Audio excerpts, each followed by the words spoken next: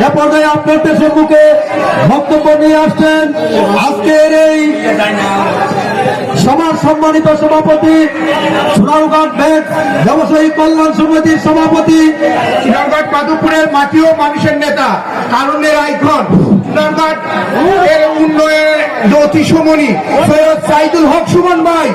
সৈয়দ সাইদুল হক সুমন ভাই। আসসালামু আলাইকুম। হিন্দু ভাইদেরকে আদাব।